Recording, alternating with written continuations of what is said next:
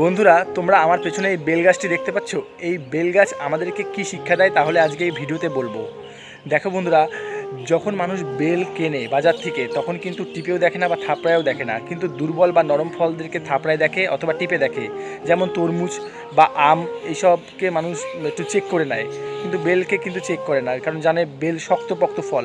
তাই বেল বলছে আমাদেরকে যে তোমরা শক্তিশালী হও এবং নিজেকে শক্তিশালী ব্যক্তি বানাও, যাতে মানুষ তোমাদের উপর আধিপত্য বিস্তার না করতে পারে, যাতে মানুষ তোমাদেরকে দাবিয়ে রাখতে না পারে। সুতরাং নিজেকে শক্তিশালী ব্যক্তি বানাও আমার মতো।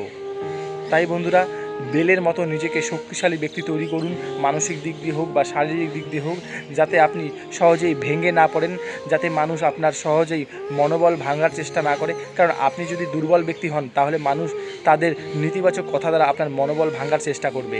তাই নিজেকে শক্তিশালী ব্যক্তি তৈরি করুন, নিজেকে বিশ্বাস করুন, কারণ আপনি নিজেকে যেমন ভাববেন, নিজেকে যেই নজরে দেখবেন, আপনি ঠিক তেমন ধরনের ব্যক্তি তৈরি হয়ে যাবেন।